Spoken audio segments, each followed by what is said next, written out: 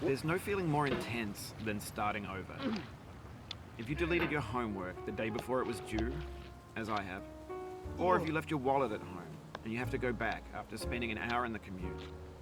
If you won some money at the casino and then put all your winnings on red but it came up black. If you got your best shirt dry cleaned before a wedding and then immediately dropped food on it.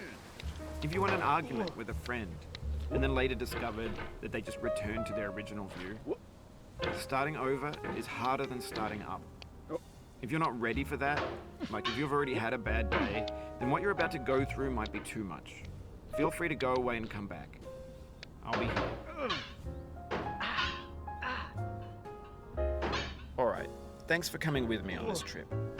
I'll understand if you have to take a break at any point. Just find a safe place to stop and quit the game.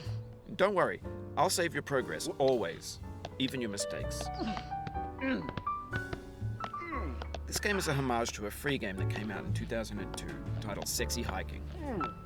The author of that game was Jazuo, a mysterious Czech designer who was known at the time as the father of B games. And B games are rough assemblages of found objects. Designers slap them together very quickly and freely, and they're often too rough and unfriendly to gain much of a following. They're built more for the joy of building them than as polished products. In a certain way, Sexy Hiking is the perfect embodiment of a B game. It's built almost entirely out of found and recycled parts, and it's one of the most unusual and unfriendly games of its time. In it, your task is simply to drag yourself up a mountain with a hammer. And that act of climbing, in the digital world or in real life, has certain essential properties that give the game its flavor. No amount of forward progress is guaranteed.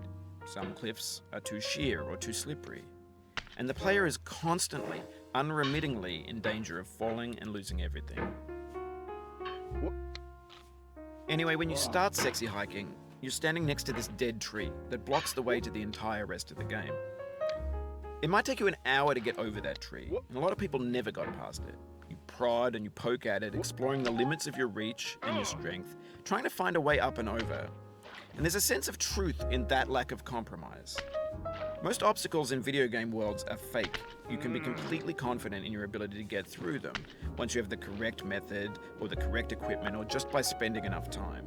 In that sense, every pixelated obstacle in Sexy Hiking is real. The obstacles in Sexy Hiking are unyielding, and that makes the game uniquely frustrating. But I'm not sure Jazuo intended to make a frustrating game. The frustration is just essential to the act of climbing, and it's authentic to the process of building a game about climbing. A funny thing happened to me as I was building this mountain. I'd have an idea for a new obstacle, and I'd build it, test it, and it would usually turn out to be unreasonably hard. But I couldn't bring myself to make it easier. It already felt like my inability to get past the new obstacle was my fault as a player rather than as a builder. Imaginary mountains build themselves from our efforts to climb them, and it's our repeated attempts to reach the summit that turns those mountains into something real. When you're building a video game world, you're building with ideas, and that can be like working with quickset cement. You mold your ideas into a certain shape that can be played with, and in the process of playing with them, they begin to harden and set until they're immutable, like rock. And at that point, you can't change the world. Not without breaking it into pieces and starting fresh with new ideas. For years now, people have been predicting that games would soon be made out of prefabricated objects, bought in a store and assembled into a world. And for the most part, that hasn't happened.